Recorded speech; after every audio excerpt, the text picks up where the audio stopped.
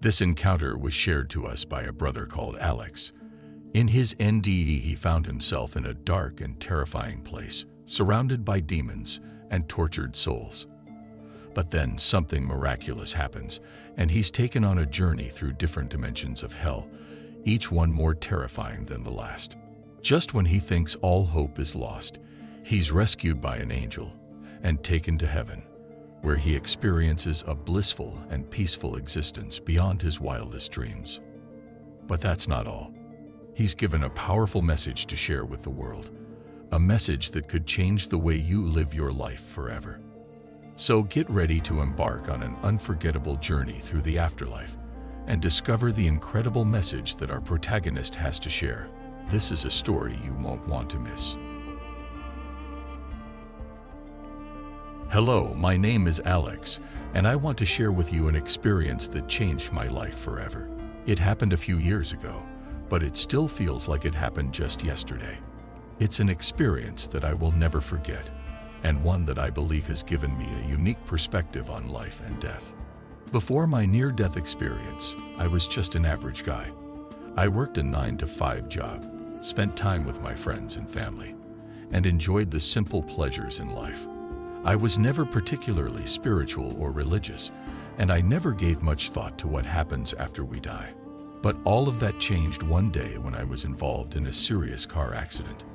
I won't go into the details of what happened, but suffice it to say that it was a close call. I was rushed to the hospital and spent several days in critical condition. During that time, I had an experience that was both incredible and terrifying. It was an experience that has stayed with me to this day and has given me a new appreciation for the fragility and beauty of life. As I lay in the hospital bed, I remember feeling like I was slowly slipping away. My body was in agony, and I knew that I was on the brink of death. Suddenly, everything went dark, and I felt like I was being pulled away from my body. I was no longer in the hospital room, but in a dark, desolate place. It was like nothing I had ever seen before. The air was thick with smoke and sulfur, and the ground was hot and rocky. I could hear the sounds of screams and moans all around me, and I felt like I was suffocating. I looked around, trying to make sense of what was happening. And then I saw them. Demons.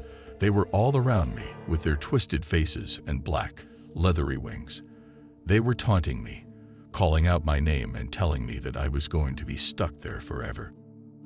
I remember feeling terror and despair that I had never felt before. I was completely alone, with no one to turn to and no way to escape. I thought that this was it, that I was going to spend eternity in this horrible place. As I looked around, I saw that hell was not a single uniform place. Instead, it seemed to be made up of different dimensions, each one more horrific than the last. In one dimension, I saw souls being tormented by flames that never burned out. In another, I saw creatures with twisted, grotesque features feasting on the flesh of the damned. In yet another, I saw souls trapped in a perpetual state of drowning, unable to escape the suffocating waters. Each dimension seemed to be designed to inflict a unique and excruciating form of torment. I couldn't believe that such horrors existed, let alone that I was experiencing them firsthand. But even as I was overwhelmed by the terror of what I saw, I refused to give up hope. I clung to the belief that there had to be a way out, a way to escape the grasp of the demons and find my way back to the world of the living. So I continued to explore the different dimensions of hell, hoping that I would find some clue or sign that would point me towards freedom. But at every turn, I was met with new horrors, each one more terrible than the last. After what felt like an eternity of wandering through the different dimensions of hell, I stumbled upon what seemed to be the seventh dimension. It was unlike anything I had seen before, and the air felt thick and suffocating. The ground was made of black, volcanic rock, and I could feel the heat rising from it in waves. As I looked around, I saw that the landscape was dotted with twisted, blackened trees, their branches reaching up to the sky like gnarled fingers. In the distance, I could see a massive fortress made of black stone, its towers stretching up into the sky.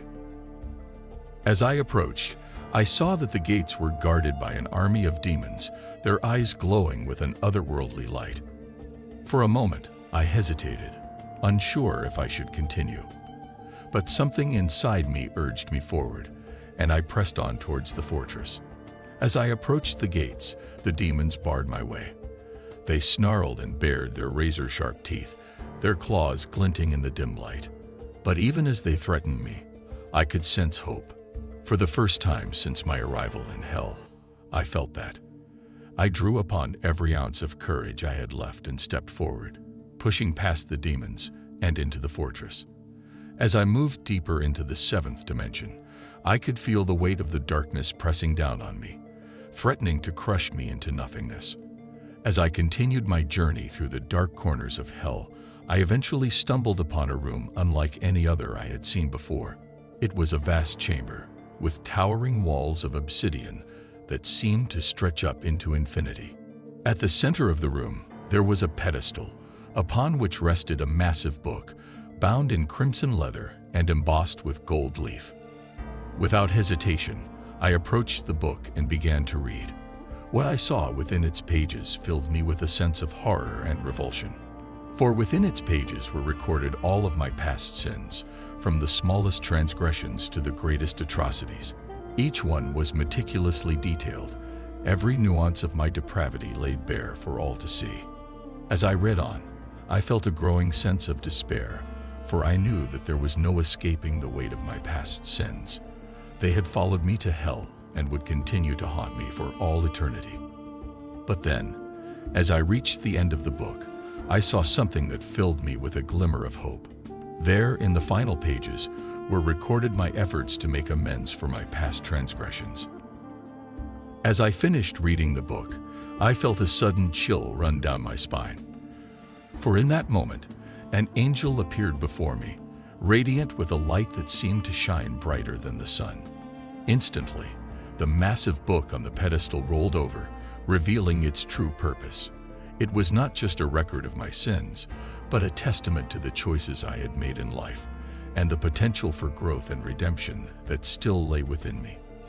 With a gentle hand, the angel beckoned me forward, and as I stepped closer, I felt a warmth spread throughout my body, a sense of peace and clarity that I had never known before.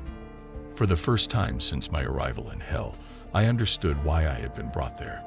It was not to suffer eternally, but to learn, to grow, and to overcome the darkness within me, and mostly to pass on this message to those who would not believe and have faith on the Lord. And as I stepped forward into the unknown, I knew that I was not alone, but surrounded by the love and guidance of the divine, even in the heart of hell. As I stood there with the angel, basking in the warmth of his presence, he suddenly reached out and took my hand. "We must go now," he said softly, and I felt a jolt as he lifted me up and into his arms. I closed my eyes as he carried me through the darkness, my heart beating rapidly with anticipation and fear. And then suddenly, the darkness gave way to a blinding light, and I opened my eyes to see that we were standing on a golden floor, surrounded by a radiant glow that filled me with wonder and awe.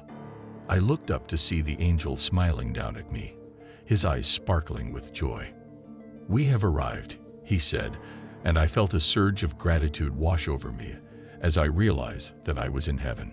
I looked around in wonder, taking in the beauty and splendor of the place. Everywhere I looked, there were shimmering streams, lush gardens, and towering trees, all glowing with a luminous energy that filled me with peace and wonder. Heaven was unlike anything I had ever seen before. The ground beneath my feet was made of pure gold, so pure that it shone like glass under the brilliant light of the heavens. The streets were made of the same pure gold, and they sparkled and glinted in the sunlight, as if they were alive with the energy of the divine. As I gazed up at the sky, I saw that it was a deep, vibrant blue, unlike any blue I had ever seen before. It was a blue that seemed to radiate with energy and light, and it was so clear that I felt as if I could see into the very depths of the universe. And then I saw them, the angels, the messengers of God, soaring through the sky on shimmering wings of purest white. They moved with grace and beauty, their wings trailing behind them like ribbons of pure light, and their faces shone with a radiance that filled my heart with awe. The flowers were unlike any I had ever seen before, blooming in vivid hues of purple, pink, and blue.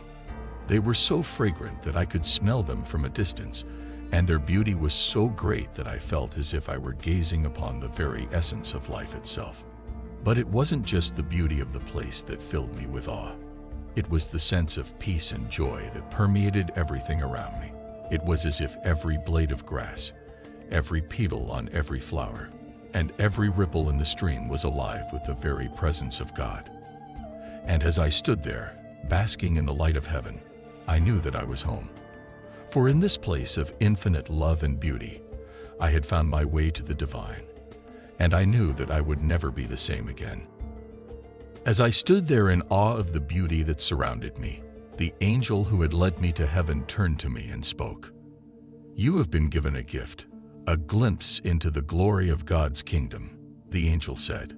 "But now it is time for you to return to the world below with a message." "A message?" I asked, confused.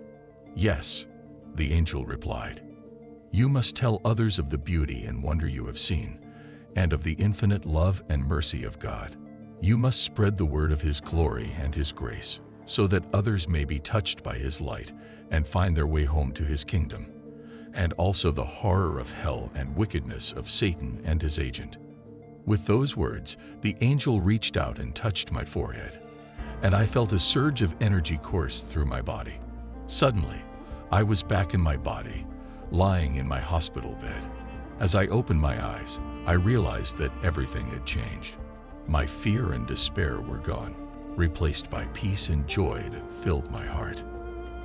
And I knew that I had been given a gift, a chance to share the message of heaven and hell with others. From that day on, I dedicated my life to spreading the word of God's love and mercy. I shared my story with anyone who would listen, and I prayed that others would be touched by the same divine light that had transformed my life. God bless this channel, and thanks for sharing my story in advance.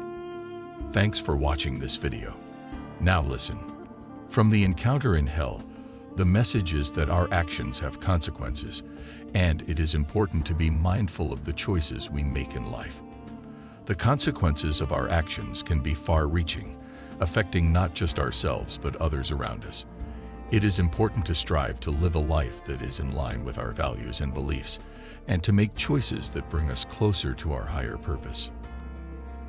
Now, from the encounter in heaven, the message is that no matter what we have done in the past, we are all deserving of love, forgiveness, and redemption. We must remember that God's love and mercy are infinite, and that we can always turn to Him for guidance and support. It is important to cultivate a deep connection with God and to live a life that is in alignment with His teachings, values, and love. Thank you for tuning into my channel and for taking the time to watch my videos. If you have found my content informative, inspiring, or thought-provoking, I would like to invite you to consider subscribing to my channel. By subscribing to my channel, you will be able to stay up to date with all of my latest videos. You will also be supporting me in my mission to spread positive messages and inspire others to live their best lives. Moreover, by subscribing to my channel, you will become part of a like-minded community of individuals who share similar interests and values. You will have the opportunity to connect with others, share your own experiences and insights, and contribute to the collective growth and development of our community. So if you haven't already done so, please consider subscribing to my channel and joining our community of like-minded individuals. Together, we can make a positive impact on the world and inspire others to live their best lives. Thank you for your support, and I look forward to connecting with you further.